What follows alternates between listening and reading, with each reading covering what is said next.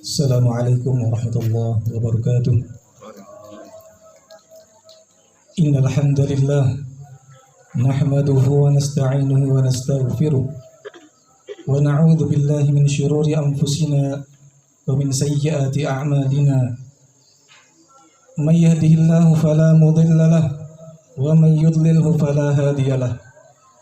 Wa ashhadu an la ilaha illallah wahdahu la syarika lahu wa ashhadu anna Muhammadan 'abduhu wa rasuluh. Qala Allah Ta'ala fi kitabihil karim wa huwa asdaqul qailin. A'udzu billahi minasy syaithanir rajim. Ya ayyuhalladzina amanu taqullaha haqqa tuqatih wa la tamutunna illa wa antum muslimun. وقال أيضا يا أيها الناس اتقوا ربكم الذي خلقكم من نفس واحدة وخلق منها زوجها وبث منهما رجالا كثيرا ونساء واتقوا الله الذي تساءلون به والأرحام إن الله كان عليكم رقيبا وقال يا أيها الذين آمنوا اتقوا الله وقولوا قولا سديدا يصلح لكم أعمالكم ويغفر لكم ذنوبكم ومن يطع الله ورسوله فقد فاز فوزا عظيما أما بعد فإن أصدق الحديث كتاب الله وخير الهدي هدي محمد صلى الله عليه وسلم وشر الأمور محدثاتها وكل محدثة بدعة وكل بدعة ضلالة وكل ضلالة في النار. الله أكبر الله أكبر لا إله إلا الله والله أكبر الله أكبر ولله الحمد. Kaum muslimin wal muslimat rahimani wa rahimakumullah.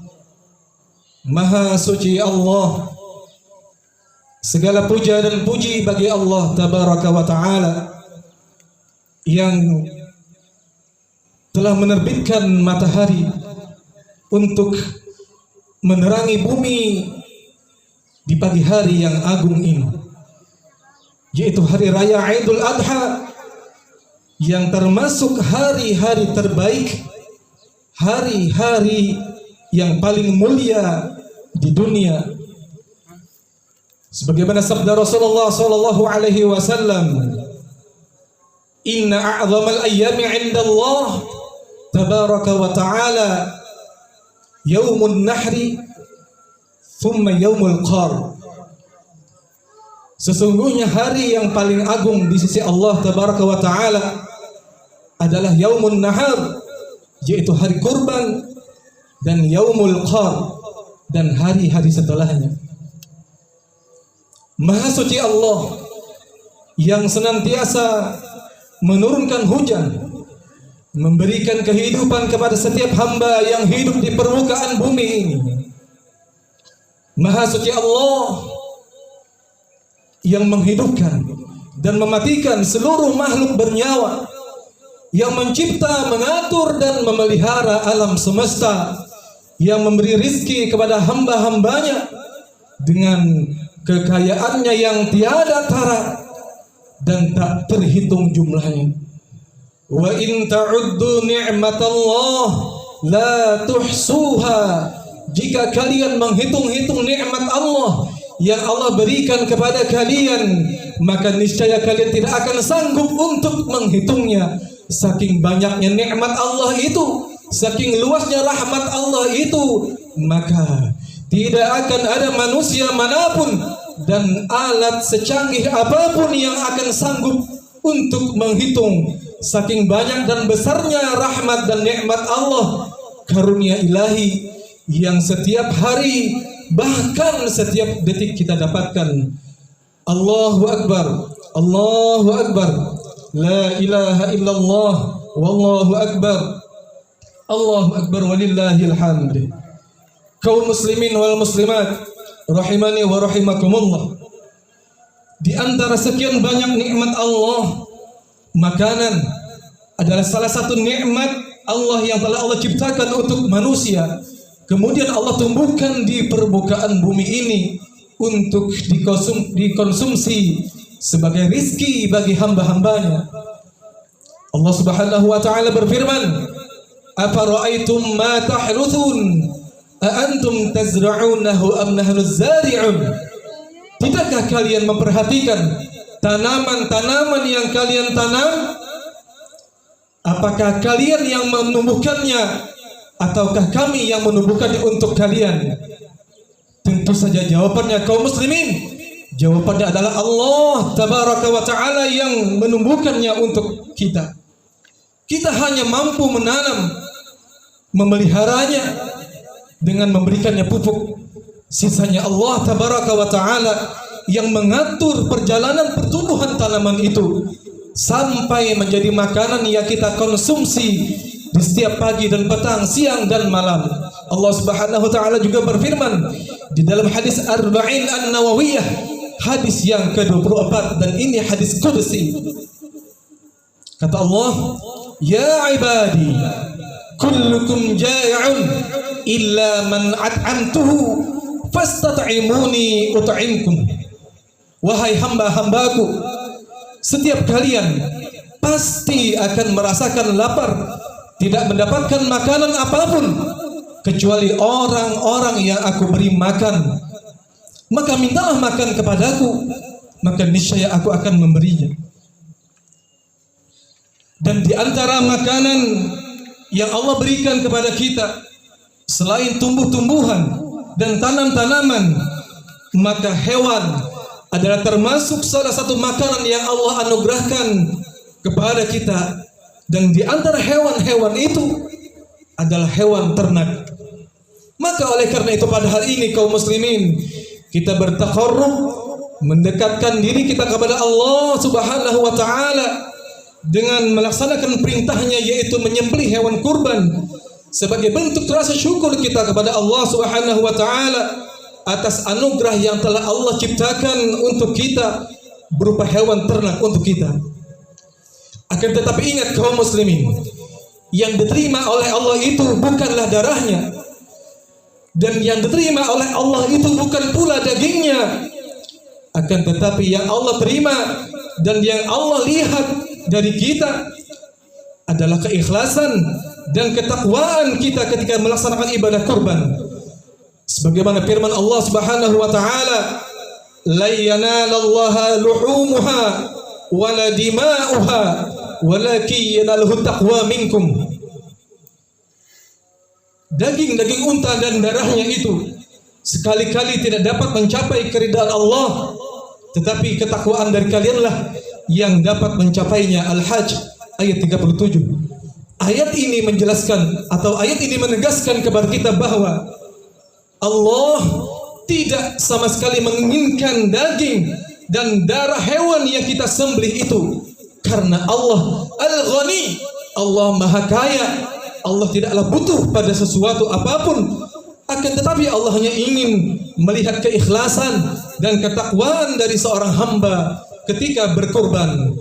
Oleh karenanya Allah menegaskan, "Walaki yanaluhu taqwa minkum." Inilah kaum muslimin yang seharusnya menjadi motivasi seorang muslim ketika dia berkurban, yaitu ikhlas karena mengharap wajah Allah, bukan karena ingin dipuji oleh manusia, bukan karena ingin dipandang sebagai seorang yang dermawan atau berbangga dengan harta yang dimilikinya. Allahu Akbar, Allahu Akbar, la ilaha illallah, wallahu akbar, Allahu Akbar, walillahil hamd. Kaum muslimin wal muslimat rahimani wa rahimakumullah, pada hari ini, di hari yang agung ini, dua nama kekasih Allah, dua nama Nabi Allah, yaitu Ibrahim dan Ismail alaihi salam, hampir tidak terluputkan dari lisan-lisan para khatib. Dan memang layak nama mereka untuk disebut-sebut karena pada kisah mereka berdua terdapat ibrah yang sangat besar, terdapat pelajaran yang sangat penting. Cukuplah bukti pentingnya kisah mereka berdua ini Allah abadikan di dalam Al-Quran agar menjadi pelajaran bagi setiap orang yang beriman. Nabi Ibrahim alaihissalam seorang nabi sekaligus rasul yang telah lahir dari zuriat beliau, Nabi Ismail, Ishak, dan sampai kepada Nabi kita tercinta Muhammad sallallahu alaihi wasallam. Maka sungguh Nabi Ibrahim adalah seorang nabi dan rasul yang memiliki keutamaan yang luar biasa. Kenapa? Karena Allah telah takdirkan melalui sulbi beliau terlahir para nabi dan rasul sampai pada nabi dan rasul yang terakhir, nabi yang teragung, rasul yang tertinggi Muhammad sallallahu alaihi wasallam. Maka dari itu kaum muslimin, sudah sepantasnya kita harus mengenal lebih jauh sosok seorang Nabi Ibrahim alaihissalam. Dengan itu kita bisa mengambil ibrah atau pelajaran dari kisah beliau alaihissalam yang begitu syarat dengan hikmah dan kebaikan. Nabi Ibrahim yang kita kenal adalah seorang nabi yang pernah Allah selamatkan dari nyala api yang begitu hebatnya. Hanya dengan perintah Allah Subhanahu wa taala, "Qulna ya naru kuni bardan wa salaman ala Ibrahim." Kami katakan kepada api, "Wahai api, jadilah engkau dingin dan keselamatan atas Ibrahim." Al-Anbiya ayat 69. Allah selamatkan Nabi Ibrahim dari api yang berkobar yang menyala yang begitu besar. Saking besarnya api tersebut, Nabi Ibrahim yang sudah diikat dan hendak dilempar tidak bisa dilempar begitu saja karena saking besarnya api tersebut. Maka harus menggunakan alat, lalu digunakanlah menjenik alat pelempar kala itu untuk melempar Nabi Ibrahim agar tepat berada di tengah-tengah kobaran api yang begitu besar dan menggunung apinya. Dan ternyata kaum muslimin, api tersebut tidak membakar Nabi Ibrahim karena perintah Allah kepada api. Kami katakan kepada api, "Wahai api, jadilah engkau dingin dan keselamatan atas Ibrahim." Ini Nabi Ibrahim yang kita kenal. Nabi Ibrahim yang kita kenal adalah seorang nabi yang pernah meminta kepada Allah Subhanahu wa taala untuk dimantapkan hati atau keimanan beliau dari yang awalnya sebatas ilmul yaqin menjadi ainul yaqin. Wa idh qala Ibrahim rabbi arini kaifa tuhyil mauta qala awalam tu'min qala bala walakin liyatma'inna qalbi. Dan ingatlah ketika Ibrahim berkata, memohon kepada Rabbnya, "Ya Allah, tunjukkan kepadaku bagaimana engkau menghidupkan sesuatu yang telah mati." Kata Allah Subhanahu wa taala, "Wahai Ibrahim, bukankah engkau telah beriman?" "Ya, aku telah beriman. Aku telah yakin atas kekuasaan engkau ya Allah. Akan tetapi agar hatiku menjadi tenang, lebih mantap dengan keimananku dari yang awalnya sebatas ilmu, sekarang aku ingin melihat bagaimana sesungguhnya kejadian tersebut." Lalu Allah berkata kepada Nabi Ibrahim, "Qal fakhudh arba'atan min at-tayr fasurhunna ilaik thumma ij'al ala kulli jar minhunna juz'a thumma du'uhunna yatinaka sa'ya."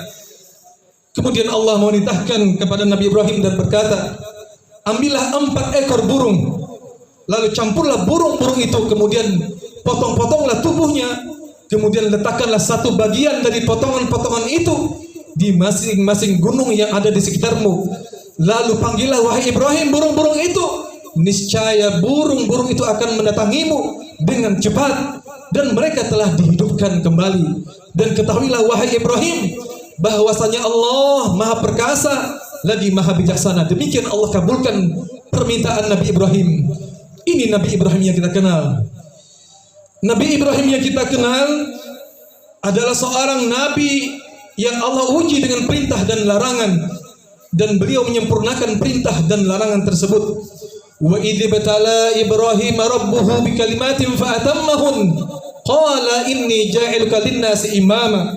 Dan ingatlah ketika Allah menguji Ibrahim dengan perintah dan larangan, dan ternyata Nabi Ibrahim berhasil menjalankan semua perintah dan berhasil menjauhi semua larangan. Maka apa balasan Allah kepada Nabi Ibrahim? Qala inni ja'iluka lin-nasi imama. Allah aku jadikan engkau wahai Ibrahim pemimpin atau imam bagi orang-orang yang beriman, imam bagi orang-orang yang mentauhidkan Allah, imam bagi seluruh manusia. Dan inilah Nabi Ibrahim yang kita kenal. Nabi Ibrahim yang kita kenal adalah seorang nabi yang telah Allah jadikan sebagai kekasih terdekatnya, kekasih istimewanya. Wattakhadallahu Ibrahim khalila. Dan Allah telah menjadikan Nabi Ibrahim sebagai kekasih terdekatnya. Demikian kita mengenal Nabi Ibrahim alaihissalam yang bisa kita jadikan contoh tauladan dalam segala hal, dalam segala sisi kehidupan. Karena beliau telah Allah jadikan sebagai imam bagi setiap orang yang beriman. Bukan imam yang hanya kisahnya dijadikan sebagai dongeng belaka. Bukan imam yang kisahnya hanya sekedar menjadi pengantar tidur belaka. Tetapi untuk dicontoh, untuk diteladani, kemudian dipraktekkan dalam kehidupan sehari-hari. Maka kaum muslimin wal muslimat rahimani wa rahimakumullah, pada hari ini seluruh kaum muslimin merayakan hari raya Idul Adha yang tentunya mengingatkan kita pada sebuah kisah yang besar, lembaran-lembaran sejarah yang begitu mengharukan dan syarat dengan hikmah dan pelajaran, yaitu tentang kisah Ibrahim alaihissalam yang Allah perintahkan untuk menyembelih anak kesayangannya, anak yang telah beliau tunggu bertahun-tahun lamanya. Falamma balagha ma'ahu sa'ya, namun setelah anak itu lahir dan telah sampai pada usia sa'ya, yaitu usia di mana anak tersebut sudah bisa diambil manfaat, sudah mampu bekerja dan bisa membantu orang tuanya, Allah malah memerintahkan kepada Nabi Ibrahim untuk menyembelih anak tersebut. Kaum muslimin, hati siapa yang tidak akan bersedih ketika dia diperintahkan untuk menyembelih anak yang disayangi? Namun ketika keimanan yang berbicara, ketundukan dan kepatuhan, taslim yang sempurna kepada Allah Subhanahu wa taala, Nabi Ibrahim dengan penuh kesabaran dan tawakal menerima perintah Allah itu yang Allah sampaikan melalui mimpinya. Kemudian Nabi Ibrahim mengemukakan mimpinya tersebut kepada anaknya yang bernama Ismail. Qal ya bunay ara fil manam anni adbahuka fanzur ma tara. Ibrahim berkata kepada anak, Ibrahim berkata, wahai anakku, ya bunayya. Perhatikan kaum muslimin, boleh kita garis bawahi ya bunayya. Kalimat ya bunayya satu kalimat, satu panggilan yang halus kepada seorang anak, satu panggilan yang menunjukkan kasih sayang ayah kepada anaknya. Ya bunayya, wahai anakku, sesungguhnya aku telah melihat dalam mimpiku bahwa aku telah menyembelihmu. Lantas bagaimana pendapatmu wahai anakku? Lalu apa jawaban Nabi Ismail? Qal ya abati fa'al ma tu'mar. Lihat, sebuah jawaban yang menunjukkan seorang anak yang berbakti kepada orang tuanya, seorang anak yang tunduk dan patuh kepada Rabbnya. Qal ya abati fa'al ma tu'mar satajiduni insyaallah minas sabirin. Wahai ayahku, perhatikan juga kaum muslimin, jawaban Nabi Ismail menggunakan panggilan ya abati, panggilan yang sangat halus, panggilan sangat santun yang menunjukkan kasih sayang dan bakti seorang anak kepada orang tuanya. Di sini ada faedah al-jaza'u min jinsil amal, balasan sesuai dengan perbuatan. Karena Nabi Ibrahim mengajarkan kepada Nabi Ismail panggilan yang menunjukkan kasih sayang, maka Nabi Ismail pun melakukan hal yang demikian. Ya abati, wahai ayahku, lakukan apa sajalah yang Allah perintahkan kepadamu, engkau akan mendapatiku insyaallah termasuk orang-orang yang sabar. Allahu Akbar. Sungguh dua insan ini, dua kekasih Allah ini adalah dua insan yang sangat tunduk dan patuh kepada Rabbnya. Lihat ketika Nabi Ibrahim mengemukakan mimpinya kepada Nabi Ismail, Nabi Ismail tidak berkata, mengapa demikian wahai ayah? Kenapa Allah memerintahkan seperti ini? Tidak sama sekali. Nabi Ismail menjawab dengan keimanan yang sempurna kepada Rabbnya dan bakti yang tulus kepada orang tuanya. Dan akhirnya falamma aslama wa tallahu lil jabin, ketika Ibrahim dan Ismail telah berserah diri, mulailah Ibrahim yang akan menyembelih anaknya yang ia cintai. Ismail pun telah mempersiapkan diri untuk sabar. Ia merendahkan diri untuk taat kepada Allah dan ridho kepada sang ayah. Lantas Ibrahim membaringkan Ismail Di atas pelipisnya ia dibaringkan pada lambungnya lalu siap untuk disembelih. Kemudian Nabi Ibrahim memandang Nabi Ismail ketika akan menyembelihnya. Dan ketika dalam keadaan gelisah dan cemas, Allah berseru kepada Nabi Ibrahim, lalu dikatakan kepadanya, qad sadaqta ar-ru'ya, inna kadzalika najzil muhsinin. Engkau wahai Ibrahim telah membenarkan mimpi itu. Sesungguhnya demikianlah kami memberikan balasan kepada orang-orang yang berbuat baik. Lalu apa yang terjadi kaum muslimin ketika pisau sudah dilekatkan di leher Ismail?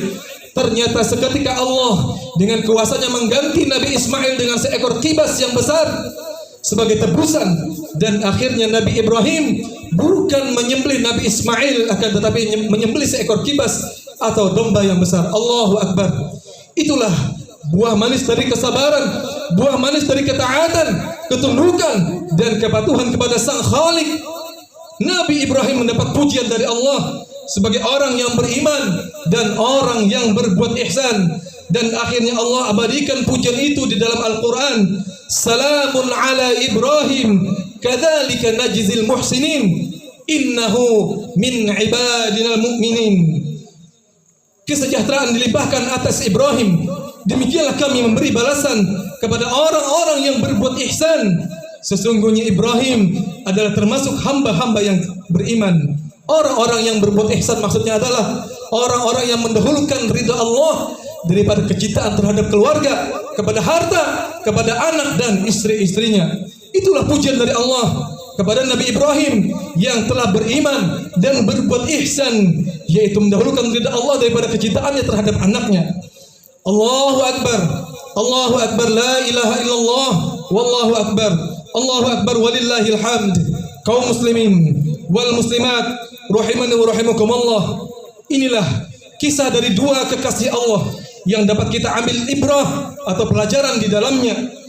Dan di antara hikmah dan pelajaran yang bisa kita ambil adalah satu, mimpi para nabi dan rasul itu adalah wahyu. Syekhul Islam Ibnu Taimiyah menyatakan bahwa mimpi para nabi itu adalah wahyu karena para nabi itu maksum dari gangguan jin dan syaitan. Demikian hal ini telah disepakati oleh para ulama. Dan selain nabi dan rasul, sekali lagi, selain nabi dan rasul, mimpinya bukan wahyu dan tidak bisa dijadikan amalan. Maka jangan sampai kita mempercayai dan melakukan suatu amalan yang dikabarkan datangnya dari mimpi seorang yang dianggap wali, lalu dijadikan sebuah syariat. Maka ini bertentangan dengan firman Allah Tabaraka wa Ta'ala dalam surah Al-Ma'idah ayat 3. Al-yawma akmaltu lakum dinakum wa atmamtu alaikum ni'mati wa raditu lakum al-islam madina. Pada hari ini kusempurnakan untukmu agamamu dan telah kucukupkan atasmu nikmatku, dan aku telah ridha Islam sebagai agamamu. Pelajaran kedua, hendaknya sebagai orang tua memanggil anak dengan panggilan yang baik-baik, panggilan yang menunjukkan kasih sayang dan mengandung kebaikan, karena panggilan akan menjadi sebuah doa. Maka panggillah anak kita dengan panggilan yang baik-baik. Pelajaran ketiga, wajibnya berbakti kepada orang tua dan bertutur kata yang santun serta taat terhadap perintah orang tua. Perlu digarisbawahi bahwa taat perintah orang tua selama dalam perkara kebaikan, bukan dalam perkara kemaksiatan. Dari Ali bin Abi Thalib radhiyallahu taala anhu, Rasul sallallahu alaihi wasallam bersabda, "La ta'ata fi ma'siyah, innamat ta'atu fil ma'ruf." Tidak ada ketaatan di dalam maksiat. Ketaatan itu hanya dalam perkara yang ma'ruf. Hadis riwayat Bukhari dan Muslim. Pelajaran keempat, seorang muslim harus tunduk dan patuh kepada Allah. Muslim artinya orang yang taslim, berserah diri kepada Allah. Aslamtu wajhiya lillah. Aku berserah diri kepada Allah, aku Islam kepada Allah. Islam berarti berserah diri kepada Allah dengan ketundukan dan kepatuhan kita kepada Allah. Oleh karena itu tidak sempurna keimanan seorang hamba sampai dia benar-benar taslim. Fala wa rabbika la yu'minuna hatta yuhaqqimuka fima shajara bainahum thumma la yajidu fi anfusihim harajan mimma qadaita wa yusallimu taslima. Maka tidak, demi Rabbmu, mereka tidak beriman sampai mereka berhakim kepadamu wahai Muhammad dalam perkara yang mereka perselisihkan. Kemudian mereka tidak mendapatkan dalam hati mereka rasa berat untuk menerima keputusanmu. Kemudian mereka taslim, menerima, menyerahkan dirinya kepada Allah dengan sebenar-benar penyerahan. Pelajaran kelima, orang beriman pasti diuji keimanannya. Siapapun dia yang mengklaim dirinya beriman kepada Allah Tabaraka wa Ta'ala, maka akan diuji oleh Allah. Akan tetapi ingat kaum muslimin, ujian kita tidak seberat ujian Nabi Ibrahim. Ujian kita tidak seberat Nabi Muhammad SAW, karena ujian seseorang sesuai dengan kadar keimanannya, dan semua kita tidak akan luput dari ujian, siapapun dia tanpa terkecuali. Allah Subhanahu wa Ta'ala berfirman, ahasiban nasu ay yutraku ay yaqulu amanna wa hum la yuftanun wa laqad fatanna alladhina min qablihim fala ya'lamanna Allahu alladhina sadaqu wa la ya'lamanna al-kadhibin. Apakah manusia mengira akan dibiarkan berkata kami beriman sementara mereka tidak diuji? Sungguh kami telah menguji orang-orang sebelum mereka. Dengan ujian itu kami mengetahui siapa yang jujur keimanannya dan siapa yang dusta. Al-Ankabut ayat 2-3. Pelajaran keenam, Nabi Ibrahim dan Nabi Ismail mengajarkan kepada kita tentang sikap wajib seorang muslim. Sikap wajib yang dimiliki oleh seorang muslim ketika mendapatkan perintah dan larangan Allah Subhanahu wa Ta'ala, yaitu sami'na wa ata'na. Kami dengar dan kami taat. Akan tetapi lihat kaum muslimin, kebanyakan di antara kita ketika telah sampai sebuah hujah atau hukum Allah yang jelas dan tegas, namun bertentangan dengan syahwat kita, mengusik perkara yang kita sukai, merubah kebiasaan yang dianggap sebuah kebiasaan yang menjadi sebuah ibadah, padahal bukan ibadah, melakukan suatu pekerjaan yang dianggap sesuai syariat Islam, yang dianggap halal, padahal Allah dan Rasulnya mengharamkannya. Maka kerap kali yang terucap pada lisan-lisan kita, bukannya kami dengar, bukanlah kami dengar, kami taat, akan tapi kami pilah-pilah dulu, kami timbang-timbang dulu, cocok atau tidak, apakah sesuai dengan kebiasaan nenek moyang kita, baru kami taat. Wal'iyadu billah. Ini sangat bertolak belakang dengan seorang yang kita jadikan sebagai teladan, yaitu Nabi Ibrahim alaihissalam. Lihat sikap beliau ketika mendapat perintah menyembelih putranya Ismail, sami'na wa ata'na. Pelajaran ketujuh, di dalam upaya memupuk keimanan dan ketakwaan, maka sangat dibutuhkan kesabaran. Sabar dalam menjalani perintah-perintah Allah, sabar dalam meninggalkan larangan-larangan Allah, sabar dalam menghadapi berbagai ujian atau musibah yang mendatangi dalam kehidupan kita. Pelajaran ke-8, wajib bagi seorang mukmin lebih mendahulukan kecintaan kepada Allah daripada kecintaan kepada istri dan anaknya. 9, ada balasan yang besar bagi orang yang beriman dan berbuat ihsan serta sabar dan taat pada perintah Allah Subhanahu wa Ta'ala. Pelajaran yang terakhir dan bukan yang paling akhir, yang ke-10, orang yang berada dalam puncak kesulitan akan dibukakan jalan keluar.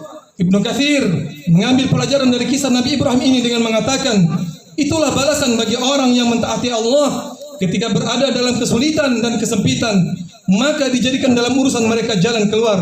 Sebagaimana firman Allah Subhanahu wa Ta'ala, "Wa may yata'illaha yaj'al lahu makhraja wa yarzuqhu min haitsu la yahtasib, wa may yatawakkal 'ala Allah fa huwa hasbuh, innallaha balighu amrih, qad ja'ala Allahu likulli syai'in qadra."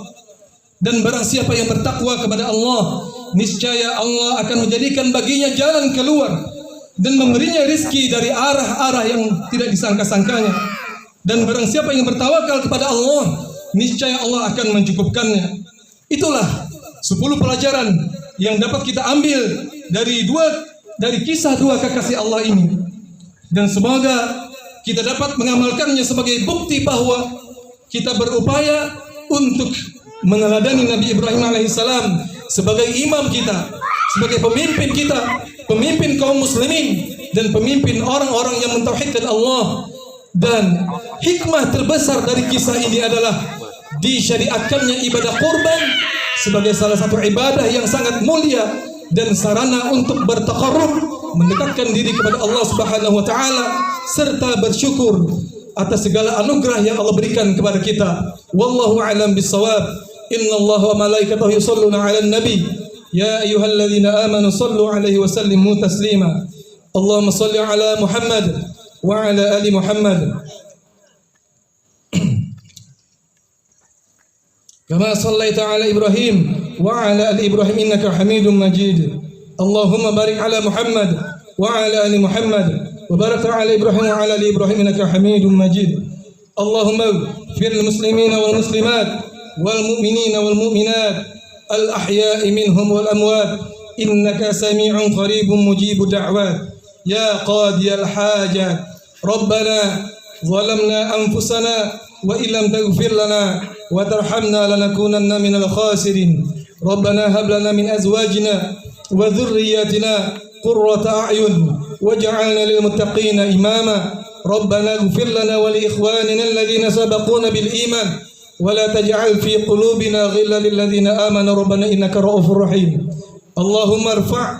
اللهم ارفع بلادنا بلاد إندونيسيا وبلاد الحرمين الشرفين وسائر بلاد المسلمين من فيروس كورونا يا الله.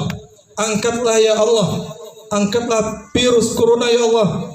Angkatlah virus corona COVID-19 ya Allah dari negeri kami, negeri Indonesia, negeri Haramain, Al-Makkah, wal Madinah, dan seluruh negeri-negeri kaum muslimin dari virus corona ya Allah.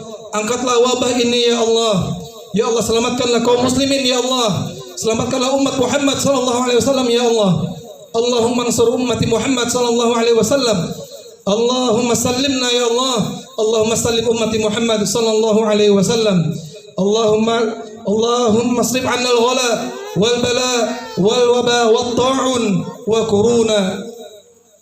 Ya muqallibal qulub tsabbit qulubana 'ala dinik. Ya musarrifal qulub sarrif qulubana 'ala ta'atik.